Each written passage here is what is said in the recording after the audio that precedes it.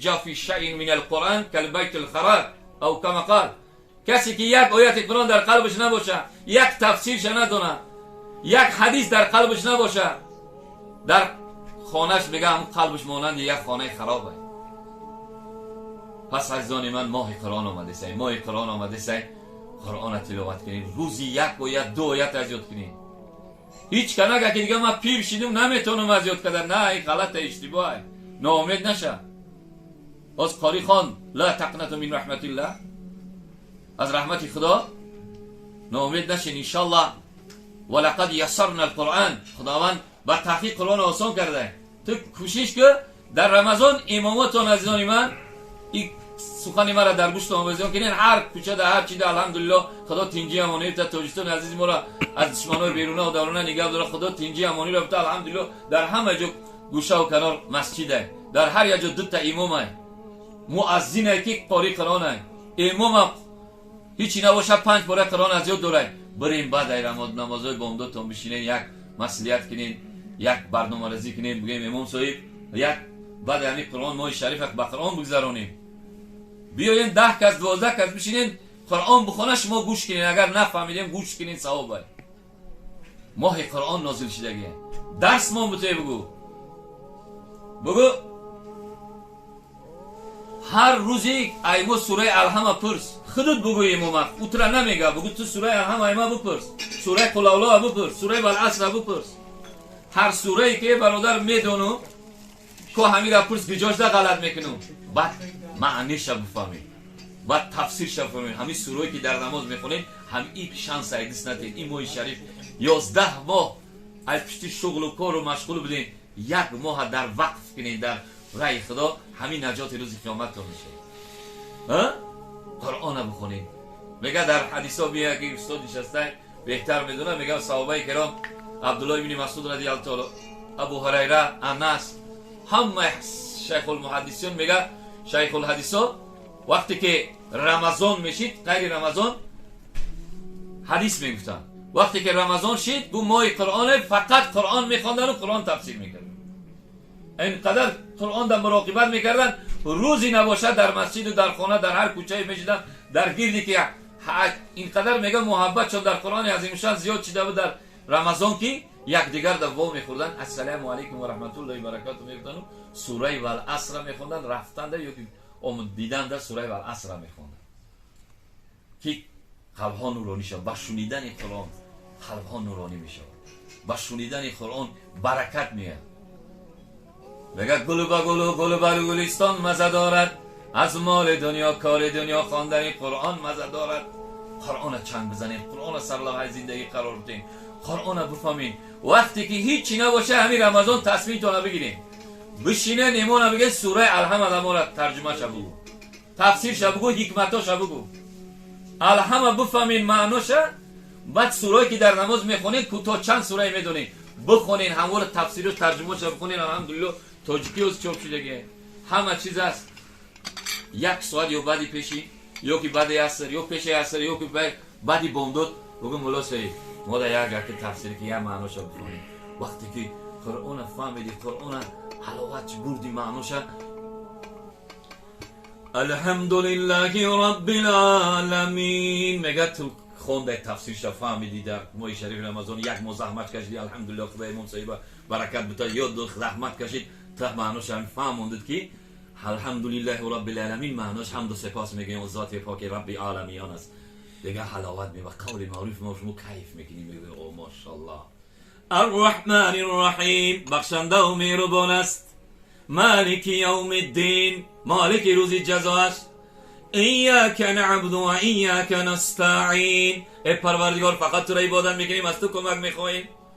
اهدنا الصراط المستقیم، پروردگار ما را برای راست هدایت کن، ما را برای طغری هدایت کن.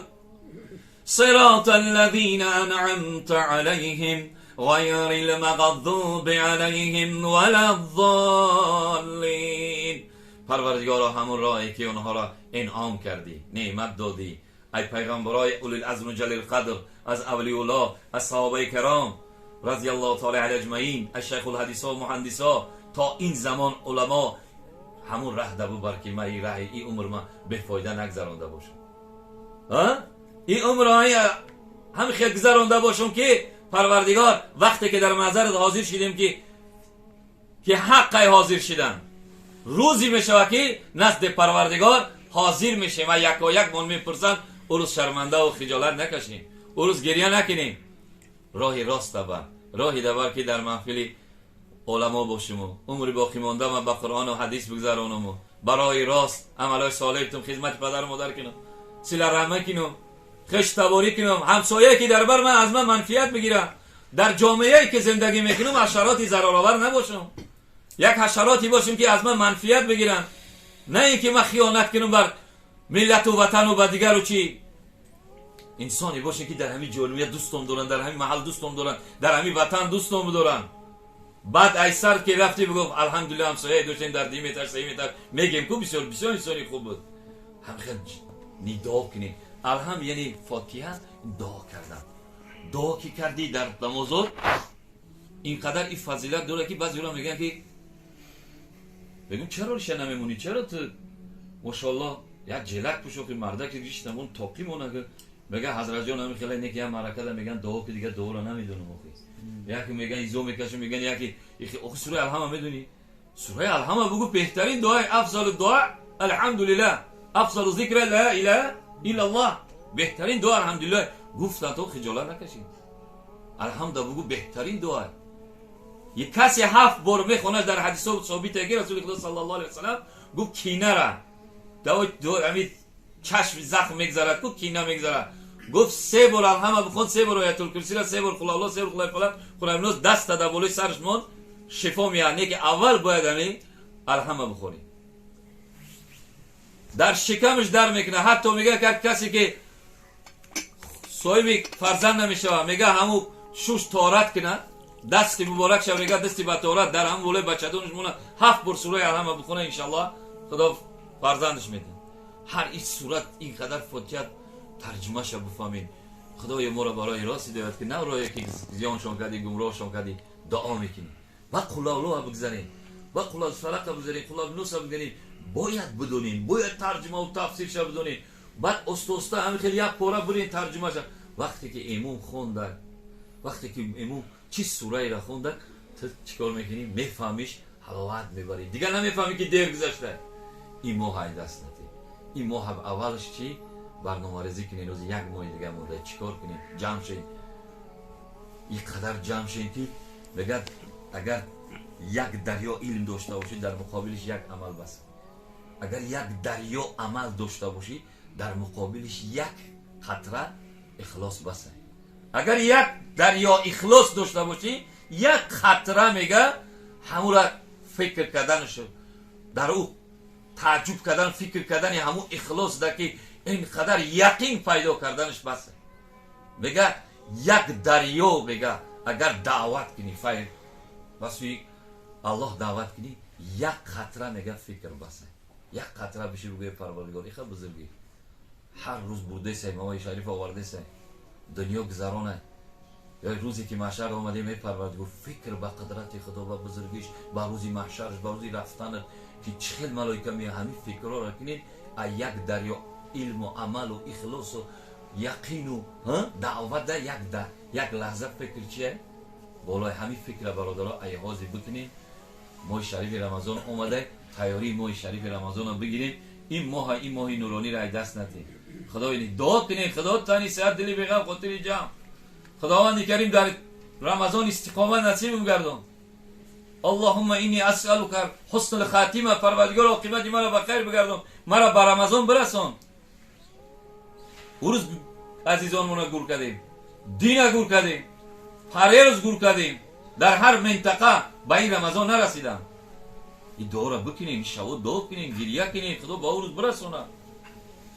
خداوند برای شما 40 سال 50 سال 60 سال لطف کرد، مینت نکردم که دوتون رزق و تنی صحت و آسایش آرامش دادتون، نه که اسمش دعا کنین خدا بتبو، خدا بته که برسیم به این روزا را. پس عزیزان من هدف و مقصد همین خلاصش که ماه شریف آمده سی الحمدلله دعا کنیم خداوند کریم ما و شما را استقامت نصیب کنه.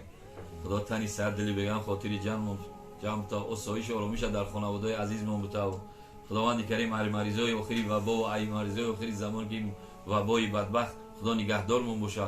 خداوند کریم ماه شریفه چطوری که رسول خدا صلی الله علیه و سلم بر ما گفتن همه خیلی نصیب میکنن، ثواب و ثمره که رسول خدا مکثر گفتن همش بر ما و شما و خصوصا با استادا و کسانی که در خدمت علمن، خاریایی که در خدمت قلب‌های مردم نورانی میکنن با آوازهای شیرینشون الحمدلله ایمان مضاعف میکنن. خداوند کریم پروردگار نگهدار باشه و استقامت نصیب بگردونه. یا رحمان یا رحیم برحمتک یا ارحم الراحمین. الله